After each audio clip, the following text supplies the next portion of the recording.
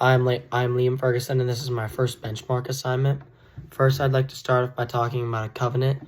A covenant is like a promise or an agreement, like when a coach promises his team to win or make it to the championship. He leads them and helps them and keeps them together. And then two covenant stories I found and researched are Noah and the rainbow, Genesis chapter 9, verses 18 through 17. And this is basically after the flood, when God showed Noah a rainbow, and when Noah sent out a dove, and the dove came back with an olive branch, and symbolizing that the flood was over, meaning that this covenant showed God kept his faithfulness and protection over Noah's family. The next story is Abraham and God, Genesis chapter 12 and 15. This story, God promised Abraham to have descendants as numerous as the stars.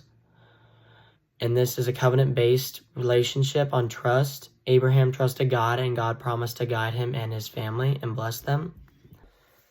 The connection between these two covenant stories is, on the surface, God's flood was an act of justice, punishing a world filled with evil. But his covenant afterwards showed that justice isn't just about punishment, it's also about mercy. By promising to never flood the earth again, God gave humanity a creation a second chance. This rainbow is a reminder of his justice, including his forgiveness and protection. And then the Abraham story, God's covenant with Abraham shows justice tempered by mercy in a different way. Abraham's family grows into a great nation, but it required trust, obedience, and faith. God could not have demanded perfection, but instead he offered guidance, blessing, and patience, giving Abraham and his descendants opportunities to learn, grow, and thrive under his will. And this is shown in setting standards, but his mercy lets humans step into his promises despite our flaws. When I think about the covenant stories that I just read over, I realize how much they show God's patience and mercy in my own life and towards humanity. With Noah, I say that even when humans and I mess up, God still gives us second chances and shows us mercy and grace.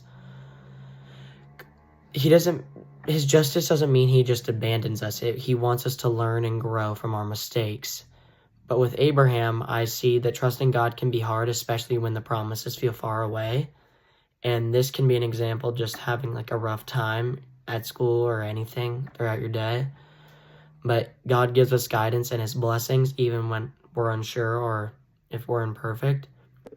These stories make me reflect on how I can be more patient with myself and others and not get so angry easily, and give other people grace and mercy that God has given us through these covenant stories I reviewed. I should respond to mistakes with ease and not get angry as easily. It reminds me that God's love is both fair and not as easy to follow, but you have to be kind just like he has to us, even when we have messed up and done all these bad things. And it shows that God has invited me to live in this balance every day by going to church. The Jesuit emphasize finding God in all things and living with faith, reflection, and a committed to doing justice and mercy. In these stories, Noah and Abraham, we see God's justice and paired with mercy, which mirrors the Jesuit idea, the true justice, and it is never a punishment. It's just about restoring, healing, guiding others toward their fullest potential. Like Noah and Abraham, we're called to trust God, respond with faith, and work for the good of others.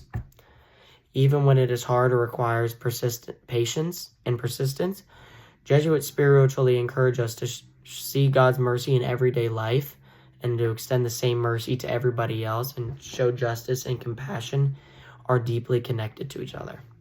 Thank you.